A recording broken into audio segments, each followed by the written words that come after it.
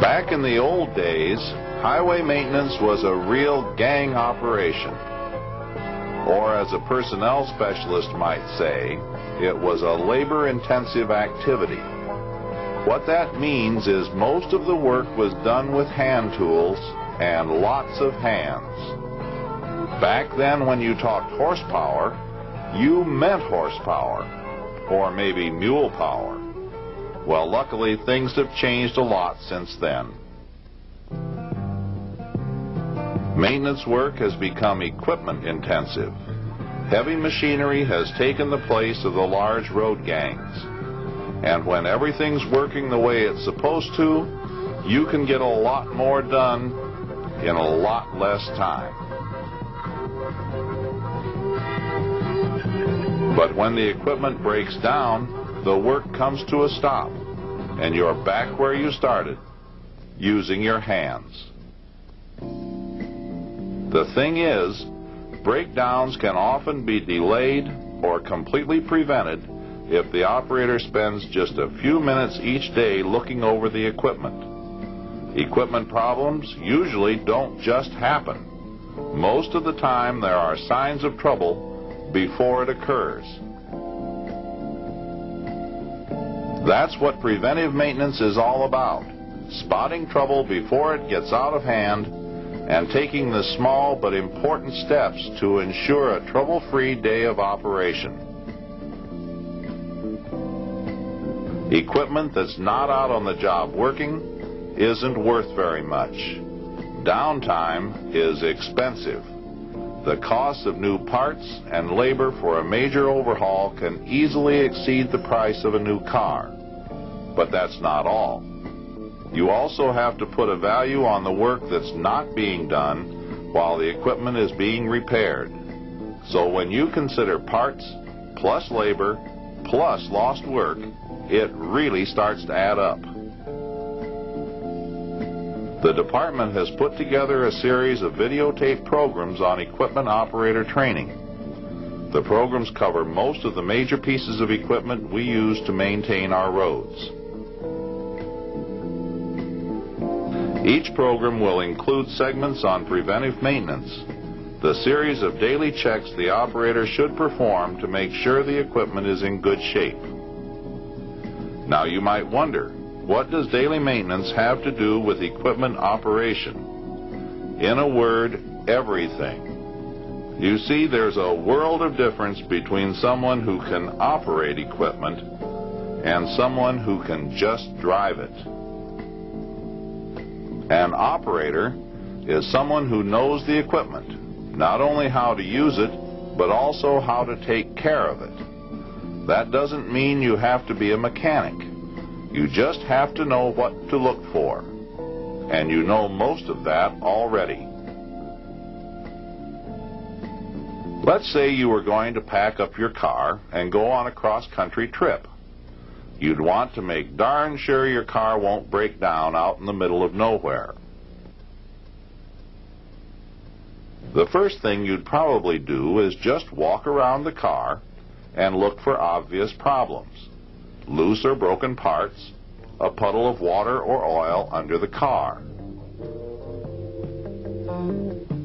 Then you'd check your tires. Look for uneven tread wear and cuts on the sidewalls. Keeping your tires at the recommended pressure makes them last longer, and it gives you more control when you're driving. You'd want to make sure all your lights are working. Headlights, turn signals, and tail lights. Look for burned out bulbs or broken lenses.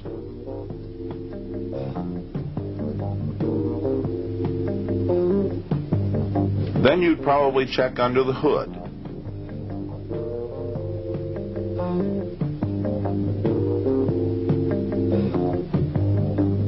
Take a good look. Try to spot any leaks or broken parts. The first thing most people think of under the hood is the engine oil. Now, we all know that you can ruin the engine if you don't have enough oil, but contaminated oil can be just as bad. So if the oil's really dirty, schedule an oil change.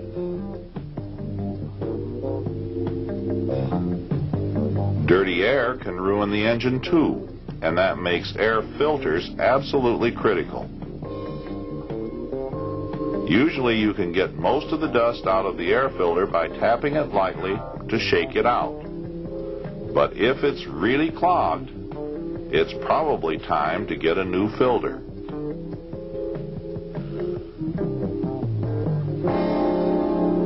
While you have the filter off, you can check around the carburetor for leaky fuel lines and loose clamps. Make sure everything is nice and tight. The next check might be the coolant level. You'd want to make sure the level is at the full mark on the reservoir or about an inch from the top of the radiator. Low coolant leads to an overheated engine. Bad fan belts and hoses can also cause overheating. If they're loose, tighten them. If they're worn or cracked, get them replaced. A lot of people don't even think of their batteries. That is, until they can't get started on a cold morning. So make sure the battery is in good shape and fully charged.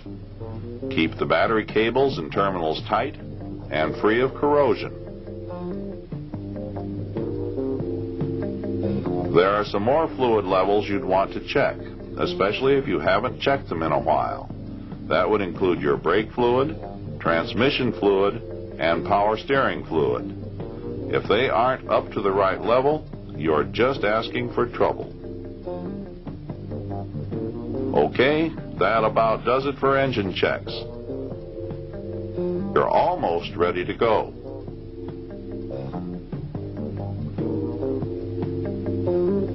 But before you do, make sure you can see clearly all around.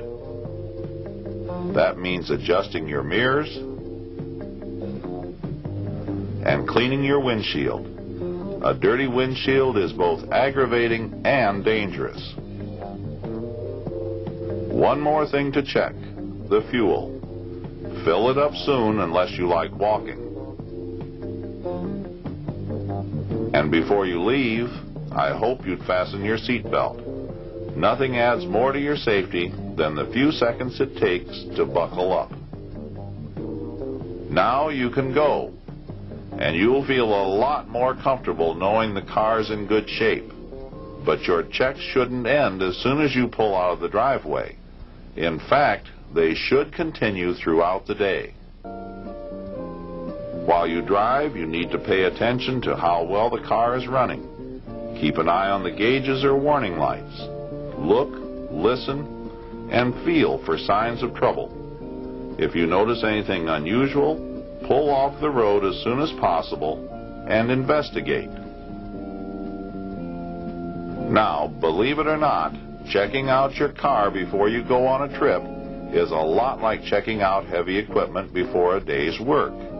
The whole idea is the same. Stop trouble before it stops you. The only real differences are the frequency and the number of the checks that you make. The programs you'll see in the training series will emphasize daily checks, and there are two good reasons why they are done daily. First, heavy equipment works in a tough environment.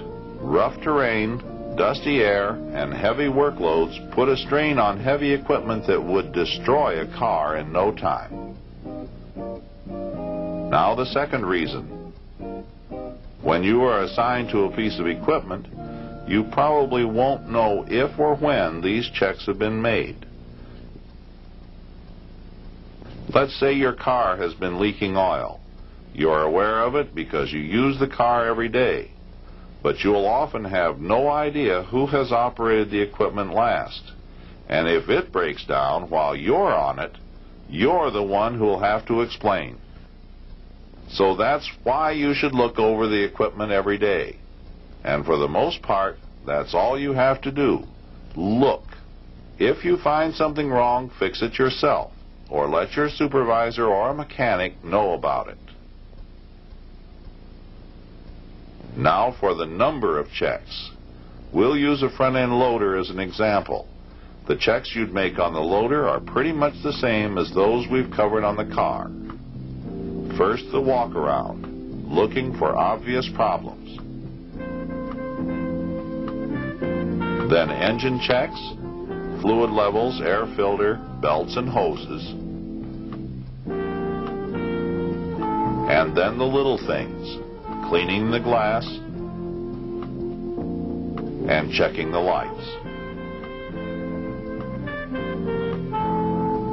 During the day you have running checks, watching the gauges, listening for unusual noises. And when trouble occurs, you stop working and investigate. Whenever you stop for a break, take a few minutes to look over the equipment. Try to spot problems before you get back to work. Don't get me wrong, there are some differences. Greasing, for example. Heavy equipment works hard, usually in a lot of dust. So it's necessary to do some greasing every day, but only the parts that get the most wear. You don't do a whole lube job every day. Another difference is hydraulics. On loaders, the hydraulic system controls the steering and the movements of the boom and bucket. Without hydraulics, the loader is just about useless. But all you really need to do to keep the hydraulic system working is make sure you've got enough hydraulic oil in the tank and check the hydraulic lines for leaks. It really is that simple. Check the level and look for leaks. There is one last difference I should mention. When you go to park the loader at the end of the day, you should let it idle a few minutes to cool down gradually. Shutting off a hot diesel engine immediately after working can damage it. And that's it. Except for a few things, preventive maintenance on a loader is about the same as checking out your car. You just have to do it more often. And you know, just like cars, heavy equipment will vary from one manufacturer to the next. So it's always a good idea to read the operator's manual before you get on any machine that's new to you. As I said earlier, you really can't separate preventive maintenance from equipment operation. To become a good operator, you have to know the equipment and be able to spot, report, and describe potential or obvious problems. So it all comes down to this. We keep the equipment in good shape to keep the roads in good shape, to keep the traffic rolling.